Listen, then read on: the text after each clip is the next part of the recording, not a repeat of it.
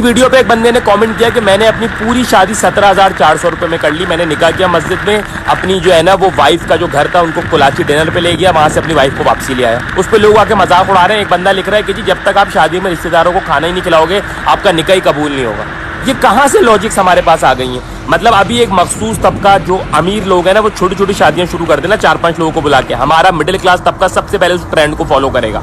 हमारे यहाँ इतना मुश्किल कर दिया है शादियों को कि जब तक 50-60 लाख रुपए खर्च नहीं करो ऐसा लगता है हमारा निकाह कबूल ही नहीं होगा। और वो तमाम पैसा किसमें? फजूल चीजों में। महंगे महंगे गरारे आ रहे हैं, फजूल का खाना बन रहा है महंगा, 5-5 लाख रुपए के बैंक्वेट बुक करा रहे हैं। क्या फायदा इन चीजों का? मैंने ऐसे ऐसे केसेस देखे हैं, लड़के बेचारे सालों जॉब करके जो है ना 7-8 लाख रुपए सेविंग करते हैं। उनके घर वाले बोलते हैं जी आखिरी शादी है, हम तो जो है ना 10-15 लाख रुपए से कम में नहीं करेंगे। वो बेचारा जो है ना उधार लेके बीसियां डाल के एडवांस सैलरियां लेके शादी करता है। जब उसकी शादी के बाद जिंदगी शुरू होती है वो बेचारा जीरो पे होता है। ना वो अपनी बीवी को कहीं ले जा सकता है, ना कहीं घुमा सकता है, ना कहीं खिला सकता है। ऐसी क्या फायदा है ऐसे शशकों का? मैं आपको लिटरली बता रहा हूँ, जिस रिश्तेदार ने आपकी शादी में खुश होना है ना उसको कोई पूछे ना पूछे, उसको खाना मिले ना मिले वो आपसे खुश होगा। और जिसको खुश नहीं होना ना, आप उसकी जो है ना उसको जाते जाते एक सोने का सिक्का भी दे दो ना तो भी वो खुश नहीं होगा।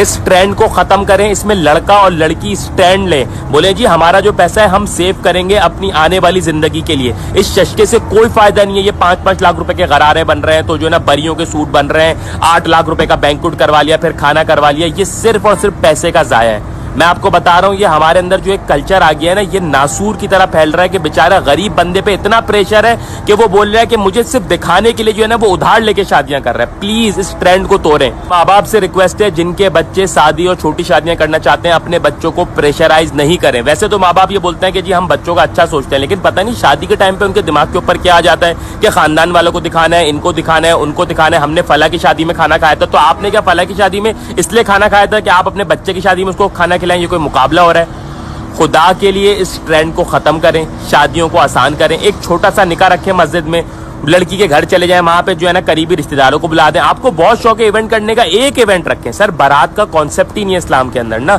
इस्लाम के अंदर एक वलीमा और एक निकाह, एक निकाह कर लें उसके बाद एक इवेंट रखें, दोनों मिला के कर लें सुकून से। उसमें जब ये बात बोली जाती है ना लड़की, अक्सर ये बात हम सुनते हैं कि लड़की के अरमान है उसको भी तैयार होना है। ठीक है जी, कोई मसला नहीं, अच्छी बात है। अगर उसके अरमान है एक इवेंट रख लें, दोनों मिला के कर लें, किसी की जेब पे भी भारी नहीं होगा। मैं देखता हूँ लोग यहाँ पे 2-2 माइयों हो रहे हैं, फिर एक इवेंट हो रहा है, एक ढोलकी हो रही है, फिर एक जो है वो एंगेजमेंट हो रही है। ये कहाँ से ट्रेंड आ गया?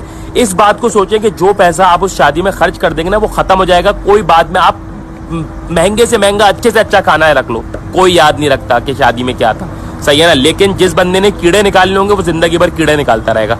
सबसे बेहतर है सिंपल शादी रखो, पैसा बचाओ अपनी आने वाली जिंदगी के लिए, उसको इन्वेस्ट कर दो। कोई बिजनेस कर लो, कोई बाइक खरीद लो, कोई गाड़ी खरीद लो, कोई टूर पे चले जाओ, कोई उम्रे पे चले जाओ, लेकिन इस पैसे को बचाओ। और ये ट्रेंड जो है ना माशरे के अंदर सिर्फ आप और मेरे जैसे जो यंग लोग हैं जिनकी अभी शादियां नहीं हुई वो ये ट्रेंड ला सकते हैं। स्टैंड लो इसके ऊपर, चाहे कोई कितना भी नाराज हो रहा है, जो चीज सही है उसके ऊपर स्टैंड लो। बोलो जी कोई बात नहीं, अगर आप नाराज हो रहे हैं, आप नहीं आना चाहते मत आए, लेकिन मैं अपनी शादी ऐसी शादी करूंगा क्योंकि मैंने जो है ना बड़ी मेहनत से बड़े हलाल पैसा कमाया। अगर आपको लग रहा है आप पैसा लगा दो मेरी शादी के अंदर, आपको इतना बुरा लग रहा है तो सही। अगर आपका बाप भी बोल रहे हैं ना कि जी मैं दे देता हूँ शादी में पैसे, तो उनका पैसा भी हलाल का है। उनको बोलो जी आप मुझे दे दे पैसा, मैं अपनी आने वाली जिंदगी में उसको इस्तेमाल कर लेता हूँ, उस पैसे को कोई इन्वेस्ट कर लेता हूँ, कोई गाड़ी खरीद लेता हूँ। चाहे शादी में 20 लाख लगे, 50 लाख लगे या 1 करोड़ रुपए लगे, वो तमाम का तमाम पैसा जाया है यार। 2-2, 3-3 लाख रुपए के गरारे बनते हैं, लड़कियां सिर्फ एक दिन पहनती हैं उसके बाद पहनती नहीं है। 2-2 लाख रुपए के मेकअप हो रहे होते हैं। कितना पैसा जो है ना वो शादियों के अंदर जाया होता है, जिस पैसे से हम कितना जो है ना अपनी आने वाली जिंदगी को बेहतर कर सकते हैं। तो मेरा जो है ना वो रिक्वेस्ट है स्पेशली उन तमाम यंग लड़के और लड़कियों से, स्टैंड लें। कोई आपसे नाराज होता है होने दें। अगर आज आप स्टैंड लेंगे तो आपकी आने वाली जिंदगी जो है ना बेहतर बनेगी। अगर हम ये ट्रेंड माशरे में स्टार्ट कर दिया ना हमने कि जी छोटी शादियां हो रही हैं, शादी शादियां हो रही हैं, और एक दफा ये ट्रेंड सेट हो गया, उस ट्रेंड से कितने गरीबों को फायदा होगा। कितने गरीब बाप ऐसे होंगे जो अपनी बेटियों की शादी सिर्फ इसलिए नहीं कर पा रहे क्योंकि उनके पास पैसे नहीं है। जब ट्रेंड आ जाएगा तो उस ट्रेंड के अंदर ही अपनी बेटियों की शादी कर देंगे। दूसरी मेरी लड़कों से रिक्वेस्ट है कि जी ये जहेज जो है ना ये एक बहुत बड़ी लानत है। सही है ना? जहेज आप चाहे अपने पैसों से जितना कर सकते हो ना छोटा मोटा कर लो, लेकिन लड़की वालों से कभी जहेज नहीं लो। उनके ऊपर जो है ना प्रेशराइज नहीं करो कि हमें ये चाहिए, हमें वो चाहिए। और उसी तरीके से मेरी रिक्वेस्ट लड़की वालों से भी है कि ना जो आपका बाप आपको कंफर्ट 50-60 साल की उम्र में देता है ना वो एक्सपेक्ट नहीं करो एक 25-26 साल के लड़के से। और ये नहीं सोचो कि जी उसकी सैलरी कितनी है, वो कितना कमा रहा है, उसका अपना घर है कि नहीं है, अपनी गाड़ी है कि नहीं है। अगर आपको पसंद आ रहा है, आपको लगता है ठीक है जी, आजकल का जमाना ये है कि लड़का लड़की साथ मिल के जिंदगी बनाते हैं, ठीक है ना? तो दोनों तरफ से मसले होते हैं। एक तरफ ये देखा जाता है कि लड़की की सैलरी कितनी और एक तरफ देखा जाता है लड़की कितना जहेज दे रही है, वो कितनी खूबसूरत है।